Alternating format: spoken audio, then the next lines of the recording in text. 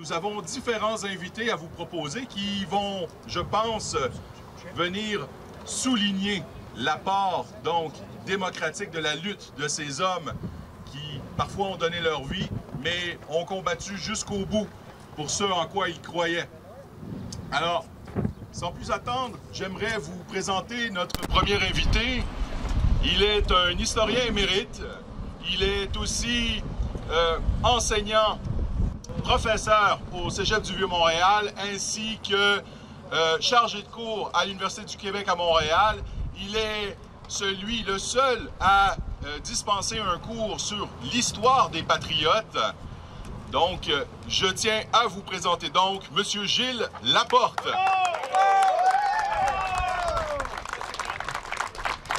Bonjour patriotes, très honoré, très ému. Écoutez, j'espère que en chacun et chacune d'entre vous, le règne l'âme d'un résistant, parce que c'est bel et bien un acte de résistance que vous commettez ici en participant à cette commémoration. Bienvenue à tous et à toutes patriotes. Et je vais prendre quelques instants, peut-être que je vais être un peu long, là, puis vous commencerez à regarder autour, parce qu'il y a une chose que je dois clarifier. OK, je vais enfin, devant vous, dévoiler la raison étonnante de cette bizarre épitaphe sur le monument à notre grand chénier. 1837-1895. Trouvez l'erreur. Comme s'il s'agissait d'un patriote né après la mort de son père à Bataille de Saint-Eustache, qui a mené une petite vie tranquille au centre-ville de Montréal, puis qui est mort à l'âge de 58 ans. Et vous le savez que ce n'est pas le cas. Et pourtant, depuis l'inauguration du monument, il y a plus d'un siècle, il y a des milliers de touristes qui sont passés en se demandant, mais de qui s'agit-il? Pas rien, pas de patriotes, pas de lutte nationale. On va clarifier cette étonnante épitaphe.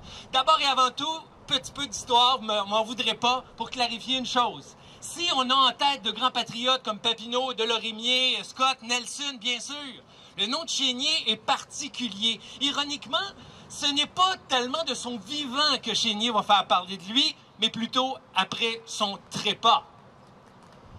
Et imaginez, tout le monde ici sait très bien qu'il est d'un de ceux qui a dit « Si vous me voyez fuir, je vous autorise à me tirer dans le dos, car je me battrai jusqu'à la mort. » Il l'a dit au discours de Saint-Scolastique le 1er septembre 1837 et il s'y est conformé.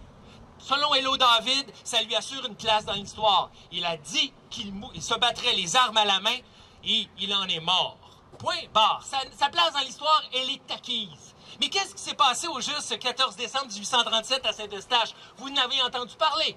Toutes les chroniques, tous les commentateurs, les rapports militaires font l'objet d'une autopsie.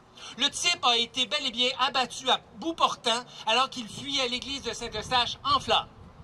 À coups de baïonnette, en tout cas, son corps est criblé de balles. Et pourtant, les autorités britanniques prétendent qu'ils ont ressenti le besoin de procéder à une autopsie. On a donc étalé son corps nu sur une table à l'auberge Addison sur la rue Saint-Eustache. Alors que l'alcool et le rhum coulaient à flot chez les Britanniques, on a procédé dans la candeur à l'autopsie du chef des traîtres patriotes. Et vous savez ce qui s'est passé après minuit dans les rues de Saint-Eustache ce soir-là? Au bout d'une baïonnette, on a vu un cœur traverser toute la ville en criant, en chahutant, en disant « Look at your dirty heart of your patriot. » Regardez le cœur pourri de votre chef, messieurs, dames. C'est ça qui s'est passé le soir du 14 décembre dans un village en flammes. C'est ainsi que Jean-Olivier Chénier est passé de vie à trépas. Mais ça s'arrête pas là, parce que pour expliquer cet étrange 1837-95, on n'est pas au bout de nos peines. Qu'est-ce qui s'est passé ensuite? Le soir même, dans la nuit, on a oublié le corps dans un champ. La terre était gelée, il y avait un peu de terre, on l'a enseveli dans un peu de terre. Le corps commençait déjà à pourrir au mois de février parce que l'armée avait interdit qu'on y touche. Finalement, dans les premiers jours d'avril, on arrive à faire un trou tant bien que mal et on met la dépouille dans un champ. C'est son épouse, Zéphirine Labrie, qui, avec quelques hommes pour l'aider, ont pris la dépouille, les restes de Chénier, ce que les chiens avaient laissé, et l'ont déposé dans une urne. Parce qu'on parle souvent de l'urne de Chénier. Vous savez, on dit souvent pudiquement que l'urne contiendrait des cendres. Laissez-moi rire des cendres. Dans l'urne de Chénier, il y avait quoi? Il y avait des morceaux de peau, une mâchoire et quelques tibias. C'était les restes de Chénier, non pas ses cendres. Jamais Chénier n'a été incinéré. Il fut simplement arraché au loup et mis tremblant dans une bouteille. Parce que l'Église s'objectait évidemment à ce qu'on enterre le corps de Chénier. Il n'était pas question de l'enterrer dans une terre consacrée. Alors la pauvre Zéphirine Labrie et les supporters de Saint-Eustache n'ont pas eu le choix. Ils ont dû l'enterrer dans un terrain vague consacré aux enfants morts sans baptême et aux condamnés à mort. Voilà ce qui est arrivé avec la dépouille de Chénier. Et voilà cependant que des patriotes se réveillent et qu'un certain, puis rendons hommage à ce type-là que personne ne connaît, David Marcil, docteur de Saint-Eustache, a eu la bienveillance de déterrer le corps de Chénier qui risquait de demeurer un endroit inconnu dans un terrain vague pour le déposer dans la fameuse urne que vous connaissez peut-être. Ah ben ça continue, parce que le docteur Marcil, évidemment, ne veut pas que ça demeure dans une bouteille. Il souhaite, il fait donc des représentations pour que Chénier soit enterré au cimetière de Saint-Eustache. Ni, le curé de Saint-Eustache va y mettre une objection formelle. Il va condamner à l'excommunication quiconque souhaiterait enterrer le rebelle dans une terre consacrée. Alors l'urne de Chénier va rester dans une bouteille, jusqu'à ce qu'on propose qu'il soit ramené avec ses frères et ses sœurs au pied du monument aux Patriotes au cimetière Côte-des-Neiges. 20 000 personnes apparemment étaient à l'entrée du cimetière pour l'entrée fracassante et enfin tonitruante du grand patriote Chénier au milieu des siens à Montréal dans le cimetière consacré aux Patriotes. Nenni, Monseigneur Édouard Fabre va s'objecter absolument à ce qu'un traître, un rebelle, que dis-je, un patriote, soit enterré en terre consacrée. Vous savez, on parle beaucoup de l'Église catholique ces jours-ci à cause d'un drame que vous connaissez. OK? Et je tiens à dire avec mes compatriotes, je crois en être sûr, qu'au moment où on dit « Ah, ce sont des Québécois qui ont fait ça parce qu'il y avait l'Église catholique. » Désolé les détracteurs, désolé les racistes. Depuis longtemps, les Québécois ont divorcé de leur Église catholique et ils ont posé des questions à cette Église-là. Et on n'a pas eu besoin d'apprendre le drame des pensionnats autochtones pour remettre en question la place que peut jouer notre Église. Ne nous confondez pas avec ces crimes ignobles. Mais autrement, l'Église s'objecte et Chénier retourne dans sa bouteille. Et là, c'est incroyable. À la mort de David, c'est son fils Tancred qui hérite de la bouteille. Et devinez ce qu'il va faire. Il va l'enfermer dans un coffre-fort à la bijouterie Burke sur la rue Sainte-Catherine à Montréal, où elle va rester jusqu'en 1958. En 1958, finalement, on ressort les restes de Chénier et on les ramène à la Société Saint-Jean-Baptiste sur la rue Saint-Laurent, ici au Monument National. Peut-être le connaissez-vous, tout près d'ici, où il va rester jusqu'en 1987. Et ce n'est qu'en 1987, oui, vous avez bien compris, 150 ans après sa mort, que sa bouteille, on daigne la ramener à Saint-Eustache, et qu'à Saint-Eustache, l'Église daigne enfin enlever l'excommunication qui frappait nos patriotes. C'est quand même incroyable. Il y a à peine 40 ans, messieurs, dames, l'Église s'objectait encore à ce qu'on enterre les patriotes dans des terres consacrées. Imaginez à quel point vous êtes encore aujourd'hui des rebelles. Mais c'est pas fini! Parce que si Chénier fut bel et bien enterré en terre sacrée, en grande pompe, grâce à l'initiative de la section Jean-Olivier Chénier de Saint-Eustache de la Société Saint-Jean-Baptiste, son histoire ne s'arrêtait pas là. Et vous le savez comme moi que l'urne qui a contenu ses restes est aujourd'hui visible devant l'hôtel de ville de Saint-Eustache, derrière une vitre anti-balles. Dors-tu tranquille, Chénier? Et on en arrive à notre monument. Chénier, dans ses pérégrinations entre la rue Sainte-Catherine, la rue Sherbrooke, Saint-Eustache, aller-retour, le cimetière où on lui refuse l'accès, Chénier n'a pas de monument, ni ici, ni à Saint-Eustache. Il va falloir donc mener une souscription. Pas question pour l'État de payer pour ça. Pas question pour même l'Institut canadien ou des sociétés nationales ou des partis politiques de financer ça. Ce sera la Société Saint-Jean-Baptiste. Celle-là même qui va demander à chaque citoyen patriote de donner un petit 5 cents pour qu'on érige au moins un petit monument à Chénier. Mais cette campagne-là, messieurs, dames, elle va durer 12 ans. Mathieu Cavana, qui va nous parler tantôt de son projet de film, va peut-être battre ce record pour faire son sociofinancement. Mais en termes de sociofinancement, passer 12 ans pour faire cette statue-là, ça vaut une bonne main d'applaudissement pour tous ces anonymes qui ont donné un petit 5 cents dans leur poche privée pour qu'on érige enfin un monument aux grands patriotes. Mais ça ne sera pas fini. Ils avaient accumulé la somme suffisante pour ériger le socle et fondre le monument en bronze. Mais là, ça n'arrêtait pas les problèmes. Fallait-il encore trouver une entreprise qui acceptait de fondre la statue? Alors, on a demandé à des fondeurs. « Ah non, on n'a pas le temps. »« Ah bon? On vous offre pourtant une bonne somme. »« Ah oui, mais allez voir ailleurs. » On a fait toutes les places au Québec et bien sûr au Canada. Il n'y a pas une seule entreprise de fonds de monuments au Canada qui acceptait, en 1890, là, de fondre une statue à un rebelle, à un traître. C'était littéralement un intouchable, parce qu'il avait défendu sa patrie. Si bien que, et certains le savent ici, que cette statue que vous avez sous les yeux a été fondue non pas au Québec, ni même au Canada, elle a été fondue aux États-Unis, dans l'État d'Ohio, une petite ville qui s'appelle Salem, où il y a un fondeur d'une entreprise de travaux publics qui a fondu la statue en se fichant complètement de qui avait sa statue.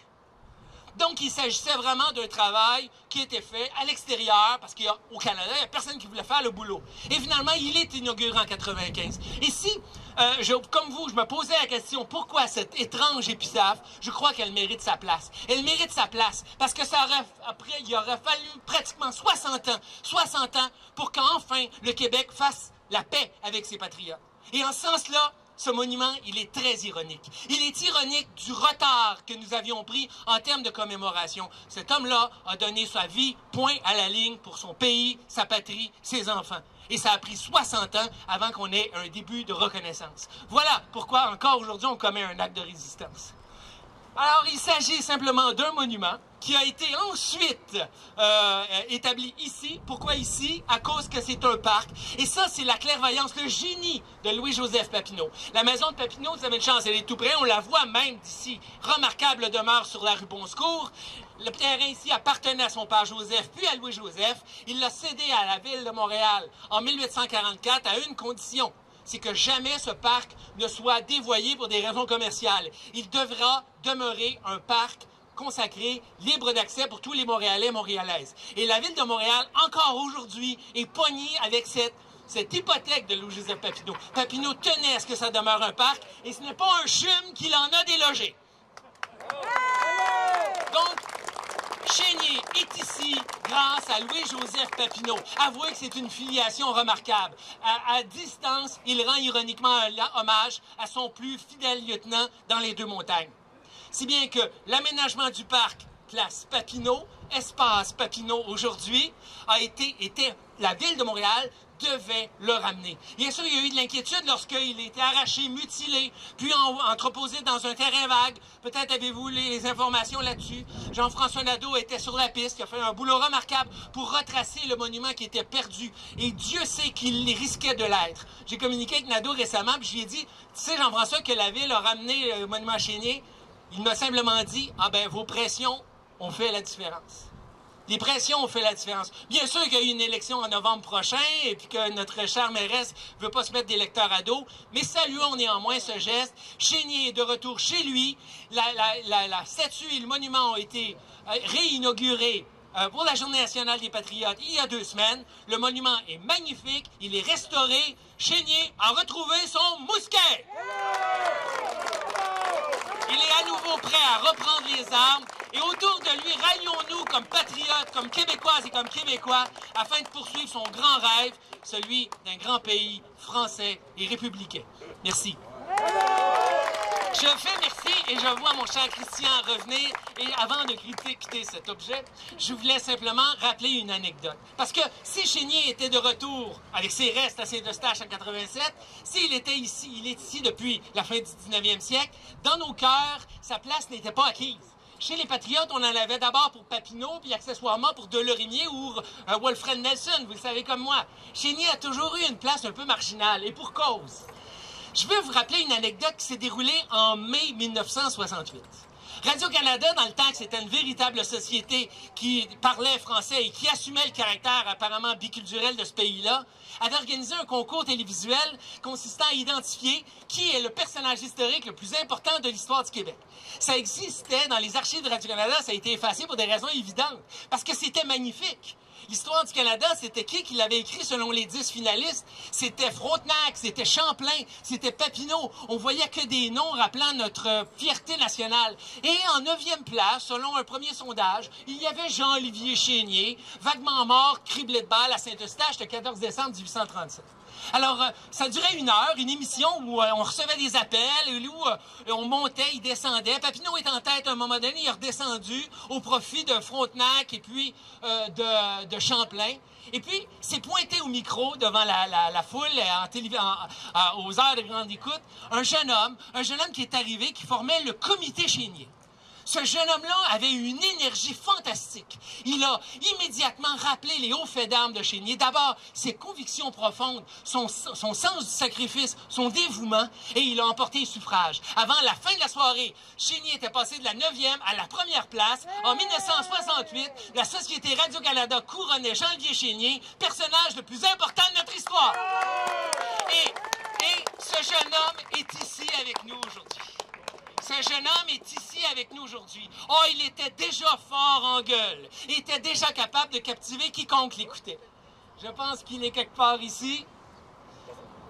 Veuillez vous lever, monsieur Gilles Proulx. Citoyen Gilles Proulx, qui en 1968, alors qu'il avait le petit toupette insolent, a pris la parole pour renverser le vote ce jour-là. Chénier a eu beaucoup de défenseurs. Il fut certainement le plus ardent et certainement le premier. Merci, M. Proulx, une autre fois québécoise et québécois.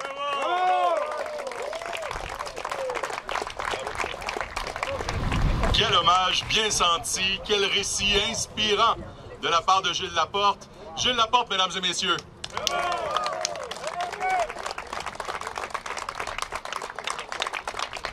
La seconde personne à prendre la parole aujourd'hui sera François Gervais, à titre de militant. Alors j'invite François à venir nous entretenir.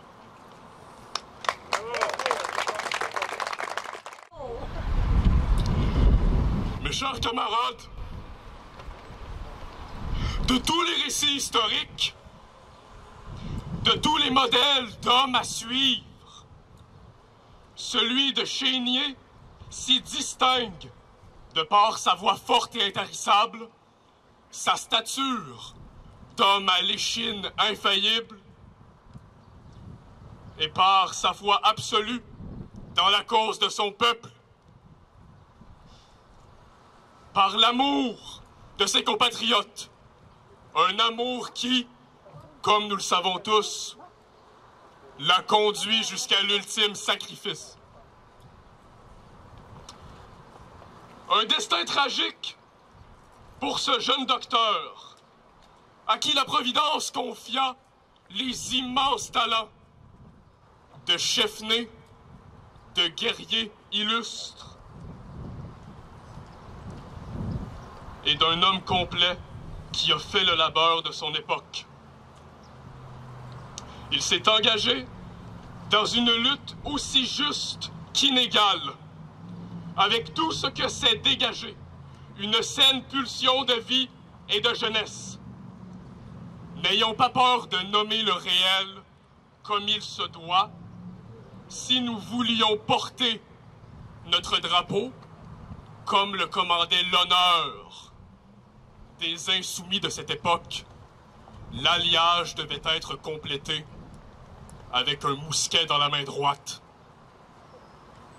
Face à la première armée du monde, inféodée à une couronne étrangère, aux velléités assimilationnistes et meurtrières, tous les moyens furent bons pour s'assurer que la jeune nation puisse nommer en français les siècles à venir.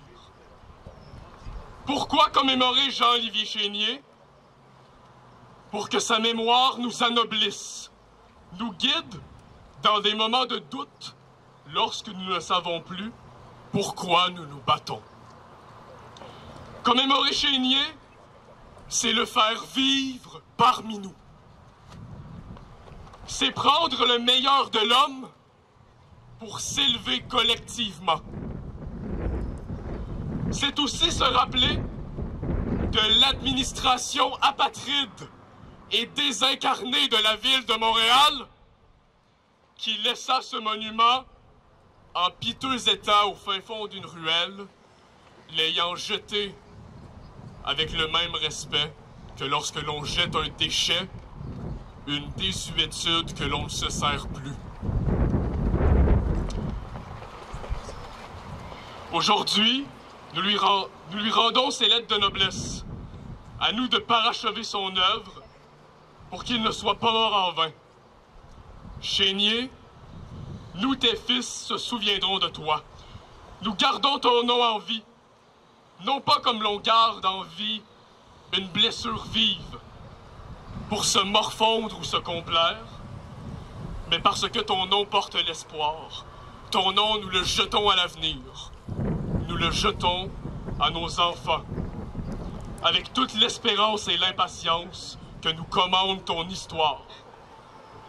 Et nous nous exclamons en ta mémoire, vive le Québec libre et nous vaincrons!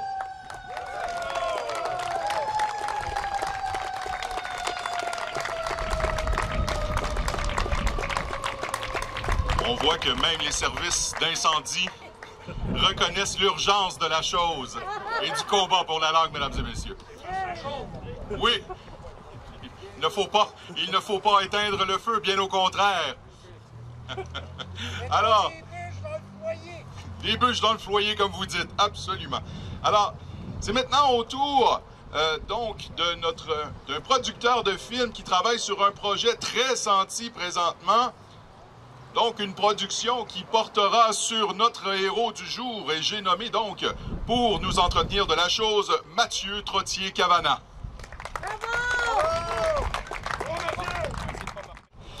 Ah, ben, merci beaucoup de m'avoir accueilli. Et en premier lieu, comme disait mon collègue, je suis un cinéaste, je ne suis pas un historien ni un politicien qui fait juste semblant de dire qu'il est patriote juste pour avoir des votes. Moi, je suis surtout un passionné de la cause patriotique et je pense que tout le monde l'est ici. Est-ce qu'on a des patriotes ici? Oui! Comme j'aime dire, notre bon vieux slogan, c'est « Je me souviens ». Il n'y en a pas beaucoup qui, des fois, malheureusement, connaissent vraiment bien la définition de ce slogan-là. Alors moi, comme j'aime dire, que ce soit par l'écriture, le théâtre, que ce soit par le cinéma ou des monuments, comme à l'honneur de Chénier, il faut qu'on continue à préserver et à raconter notre histoire, peu importe la façon et peu importe le média, que ce soit, comme je disais, par l'art, le 7e, peu importe, tant qu'au moins on raconte notre histoire pour que notre slogan « Je me souviens » soit bel et bien un vrai slogan, qu'on se rappelle de l'histoire de nos patriotes qui sont morts pour notre cause, qui sont morts pour notre liberté, nos droits. Et il faut qu'on se rappelle. Combien de personnes disent « Ah, j'ai entendu la phrase « Ça prend pas la tête à Papineau ». OK, mais c'est qui Papineau? Malheureusement, des fois, je vois qu'il y a trop de monde qui ne connaît pas Papineau, ou qui ne connaît pas Chénier, ou qui ne connaît pas Delorimier. Alors, c'est de ma façon que je veux raconter l'histoire, tout comme un Falardeau. C'est raconter notre histoire grâce au 7e art. Alors, comme disait Gilles, je te remercie, j'essaye de faire un film sur l'histoire de nos patriotes. Comme Falardeau et comme aussi un autre qui, malheureusement, j'ai oublié son nom, qui était un autre film qui était « Quand je partirai, vous vivrez encore », qui avait été quelque temps avant. De qui? Merci, oui. Des petits blancs des fois. Alors, il faut qu'on continue. Et moi, c'est pour ça que ça va faire plus de 6 ans que je travaille. 6 ans d'acharnement, 6 ans de refus de la part de la SODEC, Téléfilm Canada. Mais bon, on va pas se le cacher, on peut pas demander grand-chose au fédéral pour raconter notre histoire et certainement pas sur les patriotes. Alors, comme lui, comme Falardeau, j'ai le même combat, mais il va y avoir un autre film. Et ça, c'est surtout grâce à vous. On est déjà à plus de 85% en même pas un mois de ramasser la campagne. Et ça, comme j'aime dire, il n'y a pas de petits dons. Et c'est comme ça qu'une statue, un monument à Chénier, un petit 50 cents à l'époque et tout, ça a pu voir le jour. C'est avec des petits mouvements comme ça que de grands projets ont pu voir le jour. Et il faut continuer comme ça pour notre histoire et surtout qu'on n'oublie jamais, au grand jamais, notre histoire. On est considéré comme le cadet de l'humanité avec 400 et quelques poussières d'histoire, mais avec une histoire tellement riche et tellement passionnante, avec des personnages aussi marquants, et on doit se rappeler et aussi toujours honorer leur mémoire. Merci beaucoup.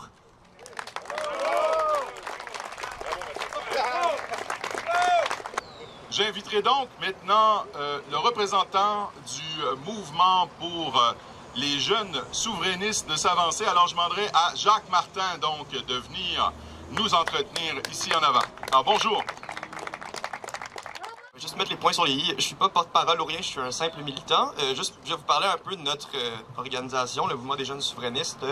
On a fondé ça au mois de novembre 2019 parce qu'on a vu en fait qu'il y avait toutes sortes de jeunes qui étaient indépendantistes, qui étaient intéressés à militer pour l'indépendance, mais qui se retrouvaient pas nécessairement dans les partis politiques. Comme vous savez, les jeunes aujourd'hui sont mobilisés pour toutes sortes de causes, que ce soit la justice sociale, la crise climatique, mais c'est pas un militantisme qui se fait nécessairement au sein des partis politiques. Donc nous, on voulait créer un espace où militer.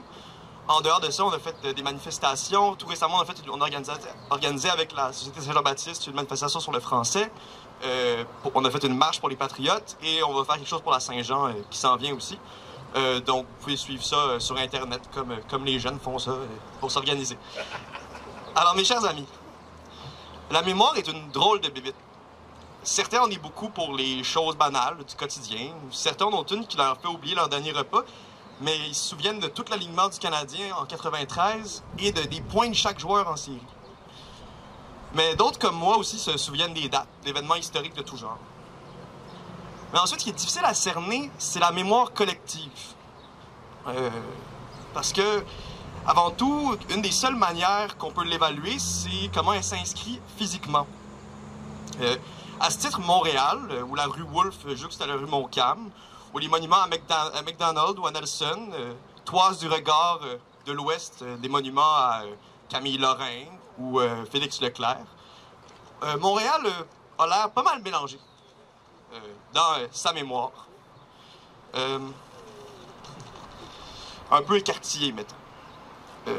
Aujourd'hui, nous célébrons le fait que notre ville a posé un geste important en replaçant à sa place un monument, érigé grâce, comme on l'a dit, à la générosité de ses citoyens, l'a remis à sa place. Mais quelle est la signification de ce personnage de Chénier pour notre mémoire? Pour le jeune Montréalais, disons, moyen, Chénier évoquerait sûrement pas grand-chose.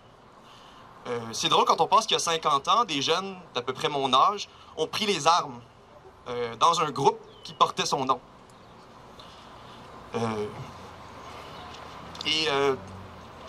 Donc, ce fait-là peut sembler triste ou curieux ou frustrant, mais le fait que sa mémoire se retrouve de nouveau dans l'espace public peut faire en sorte de redécouvrir ce personnage. Et surtout, ce que sa mémoire de ce personnage peut signifier pour une nouvelle génération de Québécois et de Québécoises. J'ai moi-même pris le temps de me replonger dans l'histoire de ce patriote, de qui je connaissais essentiellement que l'histoire de la mort devant l'église de Saint-Eustache. Un fait qui m'a sauté aux yeux, c'est le fait que quand il s'est impliqué en politique pour la première fois, il l'a fait pour appuyer la candidature d'un Écossais, William Henry Scott, dans le comté de Saint-Eustache. Parce qu'il ne faut pas l'oublier, la cause des patriotes d'alors, c'était celle pour une plus grande justice, pour plus de démocratie, et qui a donné ensuite un mouvement révolutionnaire républicain que l'on connaît.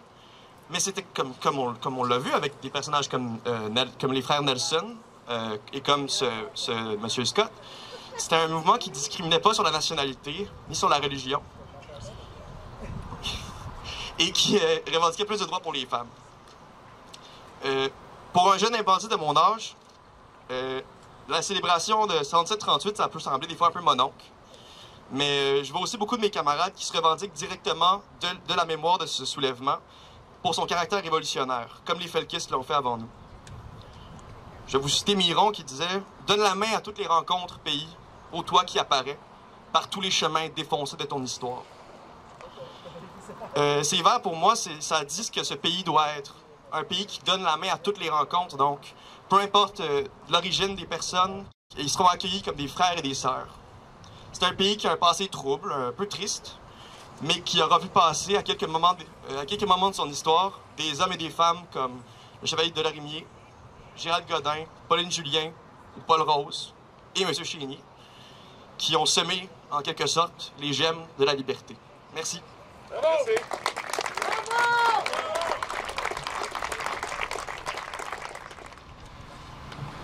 Alors, je vous propose maintenant d'accueillir Mme Marie-Laurence Desgagnés, présidente du Comité national des jeunes pour le Parti québécois.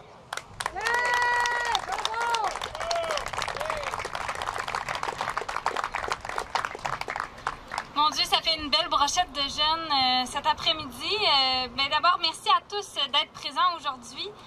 Non seulement par devoir de mémoire, mais aussi pour célébrer le fait que la mémoire de Chénier sera de nouveau briller là, devant les yeux de tous et peut-être susciter des questions pour que les gens apprennent à découvrir ce personnage-là pour ceux qui ne se souviennent plus de notre histoire ou pour les touristes qui, bien qu'ils soient mal guidés par l'épitaphe, puissent être curieux de notre culture et de la profondeur de ce qu'on a apporté au monde entier par notre unicité en Amérique, par le fait que nous sommes fiers de notre langue, par le fait que nous sommes fiers de notre territoire et que nous sommes fiers de...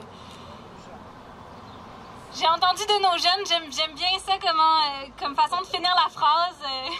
Ça serait un honneur pour nous que vous soyez fiers de nous et je pense que c'est quelque chose qu'il faut retenir d'ailleurs. Ça me paraît très spécial pour renchérir sur ce que M. Laporte a dit, que Chénier soit aujourd'hui au pied du chum, notamment parce qu'il était médecin lui-même. Et donc, c'est un joli clin d'œil au-delà du fait qu'il réside aujourd'hui sur une terre qui appartenait autrefois à Papineau. Mais en lisant sur Chénier et sur le fait qu'il était médecin, je me suis surtout rappelé que c'est un médecin qui s'est préoccupé de politique, de liberté, de démocratie, mais que les patriotes, au-delà de Chénier, ce n'étaient pas que des médecins, des avocats ou des politiciens, c'était des agriculteurs, des ménagères qui se sont réappropriés le fléché, des gens d'un peu partout qui ont décidé de sortir et de se battre pour notre liberté.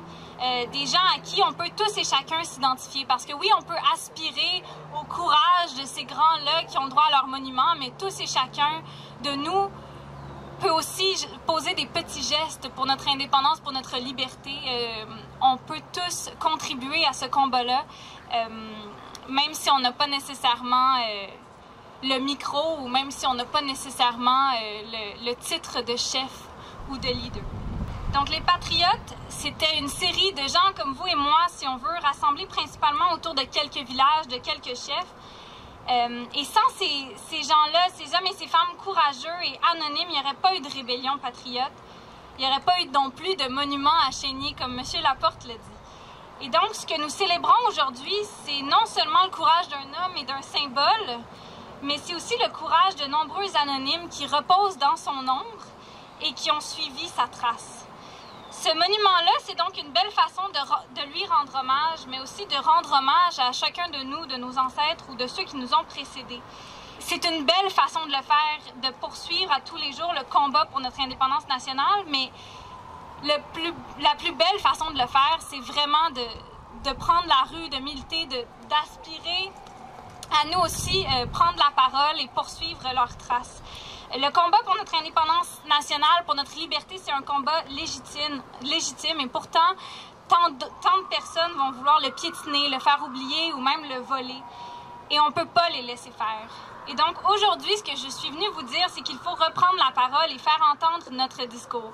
Et si pour certains d'entre vous, ça peut sembler démoralisant quand il n'y a personne pour écouter ou quand on a l'impression qu'il n'y a personne pour prendre la relève, ce que Jacques, François, Mathieu et moi, on est venus vous dire, le message qu'on est venu vous porter aujourd'hui, c'est que oui, il y a une relève, oui, elle est en forme, oui, elle est dynamique, et oui, elle est prête à vous écouter, à prendre vos exemples, diriger vos modèles en exemple, et surtout à continuer le combat. Merci beaucoup.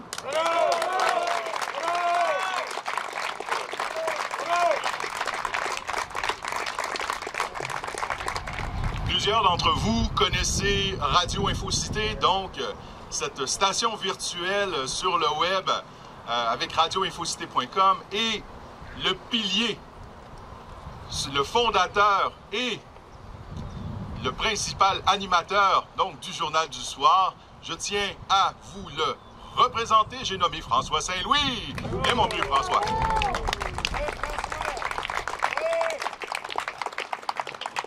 Bonjour mes chers amis, le Journal du Soir, oui. Pourquoi j'ai nommé mon émission le Journal du Soir? C'est pour copier mon ami Gilles Proulx, le Journal du Midi. C'est exactement... Non, mais c'est vrai. Quand j'avais le choix, je me suis dit pourquoi? Gilles a fait le Journal du Midi, puis il n'y a plus d'animateurs de radio au Québec là, qui sont mordants, qui sont militants. Et s'il y a un animateur de radio qui a été militant toute sa carrière, eh bien, j'aimerais que vous puissiez lui faire une bonne main d'applaudissement. Gilles Proulx, ici présent, militant, indépendantiste, dans le temps de... Écoutez, c'est lui avec Louis Denoncourt, hein, Gilles, qui a organisé les premières manifestations à Saint-Denis-sur-Richelieu, où il y avait des milliers et des milliers de personnes, candidats du Parti québécois, dans Verdun, Anjou. Donc, candidat militant. Donc, Gilles Proulx, je pense qu'il est de tous les combats pour la langue française. Globe-Trotter, en tout cas, Gilles Laporte va venir nous en reparler un petit peu plus tard. J'aimerais remercier certaines personnes ici présentes, notamment Stéphane Hallinger, qui est président du mouvement qui est là pour faire la promotion de toutes les équipes nationales sportives, bien sûr. Et donc, c'est le Fondation Équipe Québec, j'avais un blanc, excusez-moi, mais Stéphane Hallinger, qui est ici pas loin. Benoît Roy, du Rassemblement pour un pays souverain. Benoît qui travaille depuis une vingtaine d'années à organiser les soupers, les dîners, les galas des Patriotes. Donc, Benoît, je sais qu'O'Neill Perrier l'avait fait avant à Saint-Denis, mais je sais que Benoît est un fier patriote et un combattant de la première heure. J'ai dit qu'il prendrait peut-être un petit moment de parole, mais on n'aura pas le temps. Alain Tremblay, qui n'est pas loin, qui est du musée des Côtes-là. J'invite les gens à aller le voir tout de suite après, parce qu'il s'occupe du monument des Patriotes au cimetière de la Côte-des-Neiges. Et tout récemment, le gouvernement, avec la pression qu'Alain a faite, l'écomusée de l'au-delà, de reconnaître comme patrimoine national le monument des Patriotes. Mais ce combat n'est pas terminé. Il faut aussi faire reconnaître la voûte, le caveau où certains des Patriotes sont enterrés, des Patriotes pendus, mesdames et messieurs, au cimetière de la Côte-des-Neiges. J'aimerais aussi souligner la présence de Gilbert Thibodeau, candidat à la mairie de Montréal, je pense qu'il est ici à ma gauche. Et j'espère que... Écoutez, on serait dû pour avoir un autre maire ou une autre mairesse à Montréal, mais peu importe. Et où la mairesse? Ah, c'est ça. Émeric Saint-Marseille, mon co-animateur ici à ma gauche, qui est au Journal du Soir, à tous les soirs, va venir vous dire un petit mot tantôt. Monument Chénier, mesdames et messieurs. Vous savez, l'histoire du Québec, François Gervais en parlait tantôt, 400 ans, mais c'est pas si long que ça, 400 ans. Mise en situation, je vais faire seulement qu'une petite mise en situation. Supposons que vous êtes né en 1750. Vous avez 10 ans. Vous vivez à Québec. La ville est assiégée, bombardée. Vous avez 10 ans, vous voyez ça. Vos parents se sauvent. Ils se disent, on va aller vivre à Saint-Charles sur Richelieu. Le petit 10 ans vieillit. Il arrive à 80, 82 ans, 85 ans. Une autre bataille. Saint-Charles. Donc, un jeune aurait pu voir le siège de Québec et la bataille de Saint-Charles. Si vous pensez que Papineau est mort en 1871, je pense que le frère André est né dans ce coin-là. Le frère André a béni mon père. Henri Bourassa, qui a fondé le journal Le Devoir en 1910, a marié la fille de Papineau, qui restait juste ici. Donc, l'histoire du Québec se poursuit. Il y a eu Honoré Mercier, en 1885, qui était là à la manifestation sur les Champs de Mars, ici, lors de la pendaison de Louis Riel, qui était pour l'indépendance du Québec. Ensuite de ça, il y a eu 3 hommes très importants dans le 20e siècle pour que le Québec puisse s'émanciper. Il y a eu Alphonse Desjardins, qui a permis aux Canadiens français de l'époque de pouvoir emprunter. Pourquoi? Pour que les cultivateurs puissent emprunter pour s'acheter de la machinerie. Il y a eu un premier ministre, Maurice Duplessis, qui a, lui, fait en sorte que le Québec puisse payer des impôts ici. Ne pas laisser le cash à Ottawa.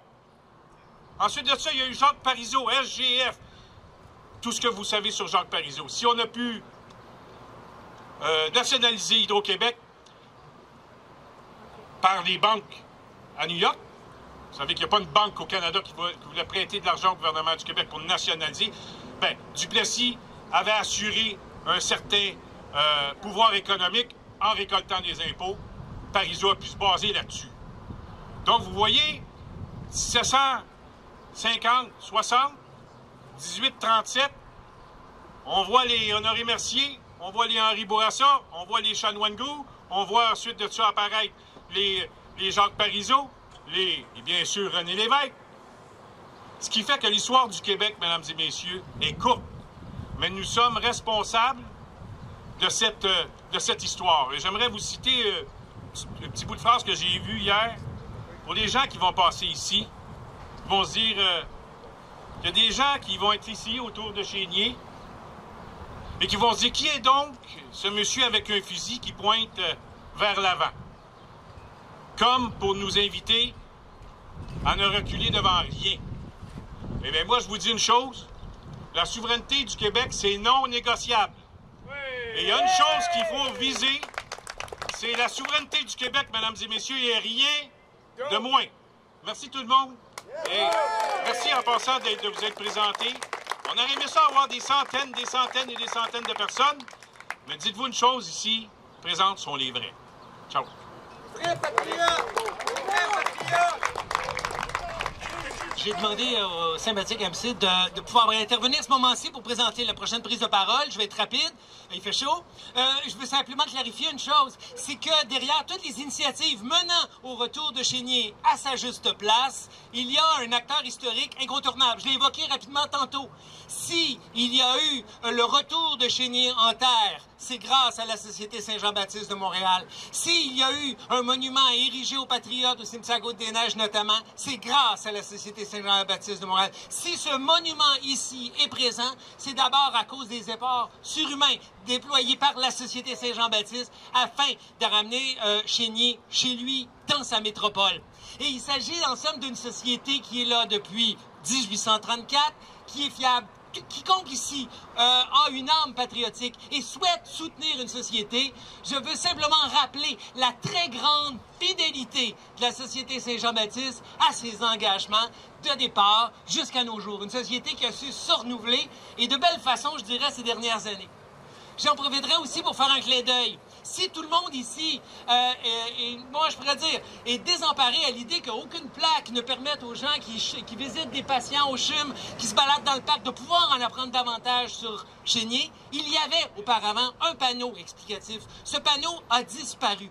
J'ai pratiquement le goût, dans l'enthousiasme de la journée, de vous convier à une nouvelle souscription populaire. Oh, pas pour couler un bronze, mais simplement pour qu'on ajoute ce panneau qui explique les raisons historiques de l'emplacement de la statue, pourquoi cette curieuse inscription 1837-1895 et l'incroyable péripétie qu'a connue la dépouille de Chénier après sa mort ignominieuse à Saint-Eustache. Qu'en diriez-vous? Il ne s'agit pas de sommes énormes, mais au moment de voir qui devra en être maître d'œuvre, je ne vois bien sûr personne mieux placé que la Société Saint-Jean-Baptiste de Montréal. Et peut-être le Rassemblement pour un pays souverain, mais après tout, convergeons, comme on dira. Elle est comédienne, metteur en scène, productrice. Son cœur bat d'une âme patriotique intense. C'est une femme remarquable, inouïe, qui amène un vent de fraîcheur à la société. Je sens l'enthousiasme qui s'en dégage. Une société qui a près de 200 ans, mais qui est vraiment en repasse avec son monde. Et je suis tellement honoré, comme quiconque ici, de la savoir parmi nous. Messieurs, dames, veuillez accueillir Marianne Alpin. Merci pour cette présentation. Merci beaucoup. Vraiment, c'est touchant. Est-ce que vous le savez? Est-ce que vous êtes conscient et consciente en ce moment que c'est touchant ce qui se passe? De rendre hommage, de rendre honneur à notre patriote. Tu sais, ça devient un peu anodin, on va célébrer nos patriotes. Non, ce n'est pas anodin, c'est important. Puis, regarde, même les sirènes nous le disent. Donc, je voulais dire merci à tout le monde d'être ici. Bravo aux organisateurs de tous nous réunir. Je voudrais saluer notre présidente de la section Chénier qui se trouve dans le secteur de Saint-Eustache, donc Lucie Gervais, qui s'est déplacée pour être parmi nous. Elle pourrait vraiment vous en parler longtemps de ce patriote. Alors, merci d'être présente. À la suite de la triste découverte du socle de la statue du patriote Jean-Olivier Chénier au fond d'une ruelle il y a quelques mois de cela, les réseaux sociaux se sont enflammés de consternation vis-à-vis le traitement réservé à ce personnage illustre du Québec, et vraiment avec raison. Mais comment peut-on imaginer que depuis tout ce temps, 5 ans je pense, que nous lui infligions une deuxième mort à ce patriote en le laissant choir dans l'indifférence au milieu d'un entrepôt, telle une vulgaire marchandise. Ce n'est pas une simple statue.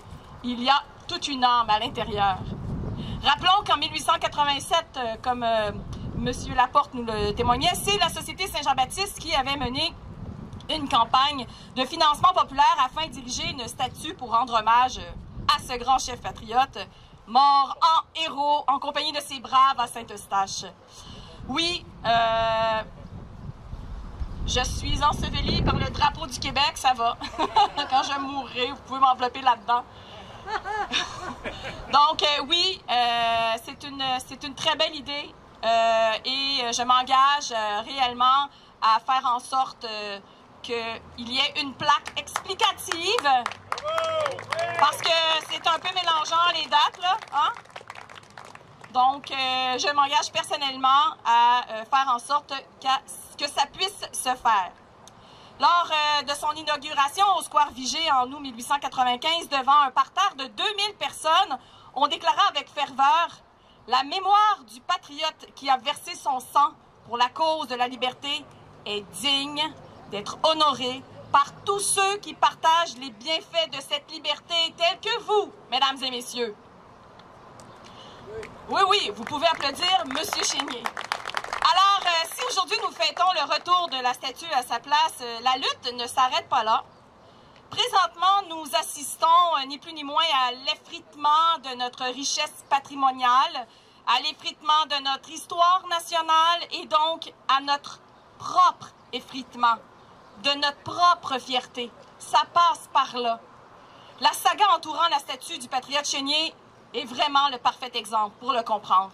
La préservation, la protection de notre patrimoine ne doit pas dépendre seulement des pressions populaires. C'est très bien les pressions populaires, mais doivent aussi s'incarner dans les valeurs et les principes de nos institutions. Elles doivent être considérées lors des processus décisionnels. Il faut s'en rappeler. Tout ça nous démontre aussi la nécessité de remettre l'emphase sur la conservation, la restauration et la mise en valeur de notre patrimoine. Il est urgent que les élus et les responsables de politique culturelle et patrimoniale se donnent les moyens pour préserver et pour promouvoir nos symboles historiques. On ne peut pas laisser une situation comme celle-ci arriver une autre fois. Nous sommes meilleurs que ça. Nous devons être meilleurs que ça. Ils ont été bons, eux. Elles ont été bonnes. Nous devons être bons pour le patriote Chénier. Un modèle de bravoure, de courage, symbole de la résistance et de la liberté.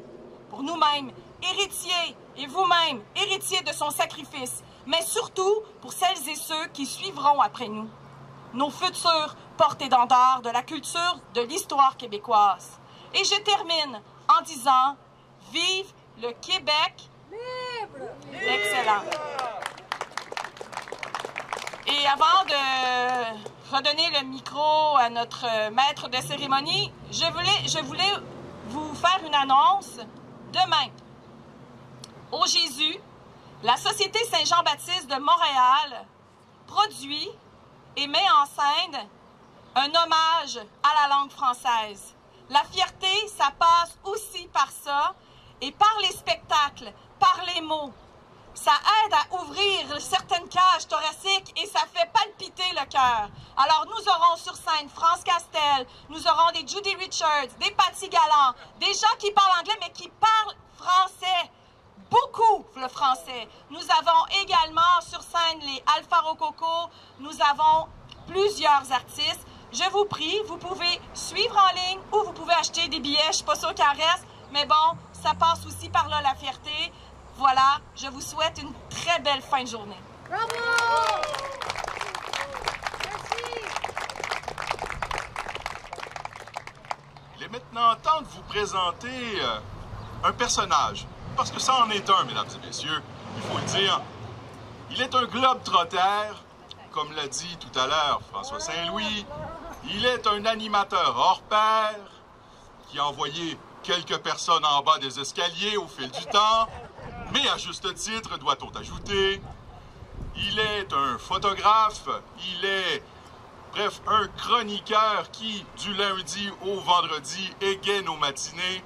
Il me fait plaisir de vous présenter ce grand défenseur de la patrie et de la langue française, et j'ai nommé, s'il vous plaît, Gilles Proulx. Qu'est-ce que je vais dire maintenant que j'ai tout entendu sur Jean-Olivier Chénier, sous toutes ses coutures, et quoi d'autre à rajouter dans du neuf? Eh bien, je ne vais pas vous décourager, mais je vais sortir du cadre d'hommage à Jean-Olivier Chénier, ce grand médecin, petit bourgeois qui aurait pu devenir un homme confortable, oublier justement la misère de son prochain, gagner des centaines de milliers de dollars comme ceux d'aujourd'hui qui se dardent dans cette profession, en commençant avec des 500 000 pour aller aux millions et se matérialiser au maximum, au point où notre nation a été atteinte d'une terrible maladie. Après la COVID, il y a la maladie de l'indifférence qui nous a atteints. L'indifférence face à tout. L'indifférence qui vous amène que sur vous-même et de penser qu'à vous et non pas au collectif. Alors, voilà justement l'indifférence qui a été manifestée pendant 5 ans en cachant la statue de Jean-Olivier Chénier dans le fond d'une ruelle pour l'empoussiérer et nous faire croire qu'on est en train de la dépoussiérer. Je vous dis que les blaireaux manquent à la ville de Montréal parce que ça prend du temps maudit à dépoussiérer cet homme qui gêne l'histoire actuellement dans la rectitude, c'est-à-dire la nouvelle inquisition des temps modernes au Québec. Dites-vous bien que c'est la rectitude. Pourquoi? Parce qu'au comité des monuments et de la toponymie, il y a une nouvelle génération qui a poussé. La génération des cégepiens peut-être, qui pousse pépère autour de là. Nous, on arrive avec nos nouvelles idées de rafraîchissement. Alors, dans ce cas, la rectitude voudrait, comme nous sommes des pacifistes, quant à moi, les pacifistes sont des naïfs qui ne savent pas que le voisin aiguise ses couteaux pendant qu'il joue aux pacifistes. Ça, c'est dangereux. C'est bien beau le pacifisme en temps de paix, mais le pacifisme doit être éveillé quand tu vois ton voisin qui aiguise ses couteaux. Alors, toujours est-il que dans ce comité de nouveaux membres de la nouvelle génération, il y en a qui ne voulaient pas que Chénier revienne ici. Il y en a qui sont des pacifistes et par conséquent, il était inapproprié d'avoir un monument avec un fusil. J'ai même entendu une descendante du chevalier de Lorimier, pour lequel le mouvement national et québécois m'a remis son prix en 92, dont je suis fier. Une descendante de la famille dire à un téléjournal, nous, les armes, nous, les monuments qui illustrent la chicane, nous, on est des pacifistes et on ne devrait pas avoir des monuments avec des armes. C'est le seul monument qu'on a au Québec où il y a un gars qui a levé l'arme et qui s'est battu pour prendre rendez-vous avec la mort pour faire valoir ce que nous devons être. Alors, vous voyez l'aliénation et l'indifférence, comment cette terrible maladie a gagné des âmes parmi les nôtres, à tel point où on n'est plus capable. Et mon ami Gilles, ce grand historien qui n'a pas peur de parler des patriotes de la Nouvelle-France et de l'histoire du Canada-Québec, tout comme la Coursière, tout comme Marcel Tessier, ces gens-là sont repoussés du décor, on ne les consulte plus. On va prendre un machin chouette qui qui est fraîchement diplômé de l'UQAM, peut-être, l'Université de Montréal, ou pourquoi pas de McGill. Et là, on va lui faire l'histoire qu'on enseigne par bride dans notre ministère de l'Éducation, qui est devenu un ministère de l'ignorance. On va vous enseigner l'histoire du gars qui s'est pris en main dans tel rang 35 de Saint-Apollinaire, qui a mis sur pied une manufacture de clous. Ah, ça, c'est des choses à mettre en relief. Voilà l'histoire moderne de ces bâtisseurs québécois. Mais Calière, qui a fait la grande paix avec 41 nations amérindiennes, alors que la Gazette nous fait encore passer pour des fils de Cortés qui avons malmené les Indiens, alors que pendant 200 ans de temps, nous avons tenu le coup grâce à nos alliances avec 11 de ces 12 nations, qui étaient toutes sur notre bord. Alors qu'à la conquête, le premier geste dégueulasse que va poser Amherst, c'est de nous séparer de nos amis alliés, de faire en sorte qu'on puisse nous isoler. Et la preuve que nous n'étions pas des génocidaires, la preuve que nous aimions les Amérindiens, c'est 10 ans après la mort de Montcalm, il y a un dénommé Pontiac qui va mettre sur pied une armée de 50 000 hommes pour se soulever contre le régime britannique, pour vouloir revenir au régime de la Nouvelle-France, parce qu'on était mieux traité par les Français qu'avec les Britanniques. C'est des éléments qu'on ne connaît pas et qu'on ne retient pas dans l'histoire. Et l'indifférence nous a atteintes. L'indifférence est une maladie terrible. L'indifférence fait qu'on parle que de la COVID. J'ai envie de faire une mauvaise blague, comme quelqu'un me dit tout à l'heure. Quant à inaugurer ce beau monument, il faudra peut-être qu'il y ait un fin finot pacifiste qui aille mettre une seringue dans le canon de Jean-Olivier Chénier, qui puisse darder sa seringue sur les endormis du Québec pour les mettre à l'abri de la COVID et non pas à l'abri de l'indifférence, hélas! Alors, vous voyez qu'on a du chemin à faire. Et encore une fois, il y a une terrible maladie, je dis que c'est l'indifférence, c'est l'inquisition. Combien d'entre nous qui sommes dans les médias, nous n'avons plus le droit d'être invités? Combien d'entre nous n'avons plus le droit de publier un texte? Il ne passe pas. Oh, on va dire, on lit de moins en moins. Notre culture est celle du rock'n'roll et du hockey. On va le voir ce soir, où là, 100% des gens vont être rivés sur nos vaillants Canadiens de Montréal, qui est une équipe d'apatrides, une équipe de mercenaires, où il n'y a pas un maudit Québécois dedans, avec le chandail bleu, blanc, rouge. Ce n'est pas grave. Ce qui compte, c'est le talent. Mais ton talent, toi, Québécois, on s'en fout.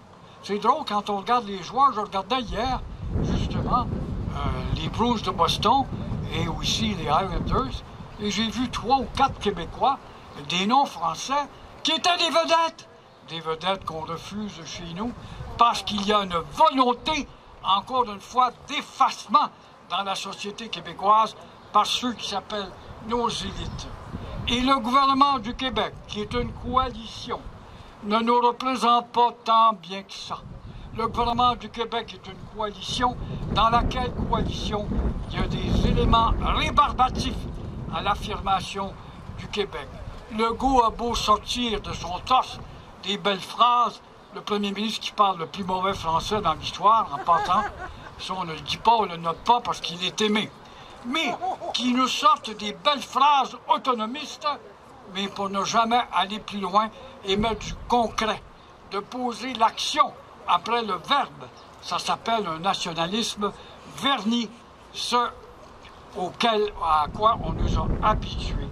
Alors, Jean Chénier, comme je disais, aurait pu s'embourgeoiser. Il aurait pu devenir un petit bourgeois dans son patelin, devenir confortable. Mais les médecins, dans ce temps-là, avaient l'oreille aux affaires publiques. Il écoutait, il lisait en plus de sa médecine à tel point où tous les habitants qui y s'adressaient étaient aussi au courant. Est-ce que c'est le cas aujourd'hui de voir la grande masse qui ne sait pas pourquoi on fête la fête des patriotes? On pense encore que c'est la fête de la reine ou le dollar des hormones. Alors voyez-vous, le micmac dans lequel on trempe fait qu'avec l'indifférence, nous sommes rendus des analphabètes politiques, des indifférents qui se préoccupent peu de leur avenir collectif. Et depuis ce temps-là, Legault a beau vanter puis jouer aux nationalistes, Je prends l'exemple du ministre de l'Éducation. Beau grand garçon qui a étudié le système et qui a enseigné. L'avez-vous déjà entendu, à part de parler de l'asphalte qui manque dans les cours d'école, ou encore des fenêtres qui se ferment mal, ou des ventilateurs qui ne fonctionnent pas, l'avez-vous entendu parler, par exemple, de l'enseignement de l'histoire? Alors, vous n'avez pas besoin de répondre ou de crier ou de dire chou, oui ou non, ça n'existe pas. Donc, on n'a pas tant avancé que ça, malgré qu'on a un gouvernement dit voué aux intérêts du Québec. Pour l'instant, ça demeure pour moi très superficiel, où on n'a pas fait les preuves que ce gouvernement-là nous représente vaillamment, comme quoi il peut poser des gestes. S'il veut en poser, qu'il commence donc par cesser ses bêtises de dire les petits commerçants de coloniser de Québécois avec le team du matelas, et puis les noms niaiseux, et puis tous les noms de joual, de commerce, qui disent « on va vous donner 5 ans ». Mais ça fait 25 ans qu'on a dépersonnalisé le visage de Montréal. Alors pourquoi dire 5 ans quand tu sais que peut-être dans 5 ans, le gouvernement sera peut-être plus là, les libéraux auront repris la place? Voilà l'avenir qui est fort intéressant. De dire également à des conseils municipaux, vous devez vous débarrasser du bilinguisme, mais vous pouvez aller dans la cour arrière et passer un règlement pour revenir au bilinguisme. C'est ça que vous appelez un gouvernement d'affranchissement. De dire également aux Québécois, vous devez accepter Dawson, le plus beau collège en Amérique, où on a donné 750 millions, et à McGill, et de dorloter cette minorité outrecuidante qui continue, avec la Gazette, puis CTV, tous les médias de Toronto, à nous aplatir, à nous rapetisser, et ne nous élevons pas parce que nous sommes tout simplement des gens anesthésiés et indifférents. Voilà la maladie qu'il faut combattre, mes chers amis. Et l'autre campagne, par le biais de vos associations, c'est encore de revenir et d'harceler au moins le ministre de l'Éducation pour réintroduire au plus sacrant l'enseignement de l'histoire des Amérindiens à Jacques-Cartier le 24 juillet 1534, en passant par Montcalm, puis Pierre Lemoyne d'Iberville, et puis Calière, puis tout ce que vous voulez, et Papineau, puis Honoré Mercier, puis René, puis toute la bande, pour qu'on connaisse vraiment ce que nous sommes. Là-dessus, merci, mes chers amis.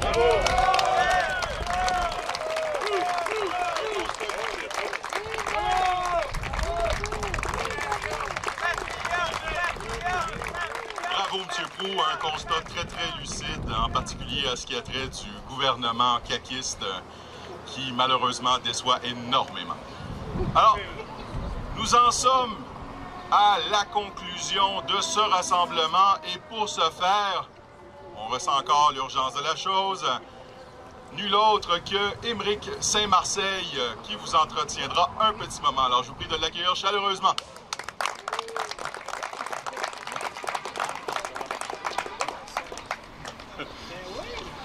La grande victoire aujourd'hui, c'est que les antifas ne sont pas venus nous rejoindre.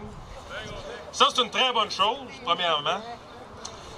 Au nom de Radio Infocité, j'aimerais vous remercier, mesdames, messieurs, d'être venus aujourd'hui. François Saint-Louis, le grand patron, le grand boss, qui a organisé l'événement. Une bonne main d'applaudissement, François Saint-Louis.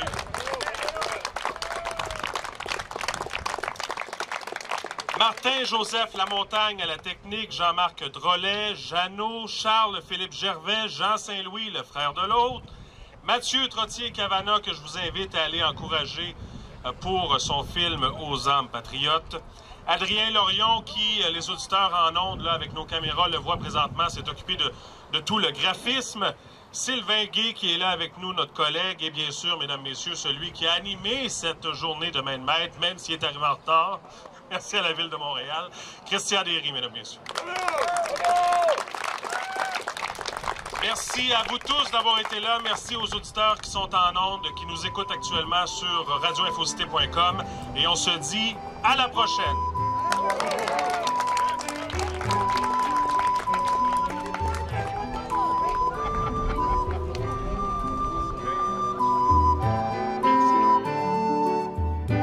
Pour tout commentaire, nous vous invitons à nous écrire studio@ radioinfocité.com.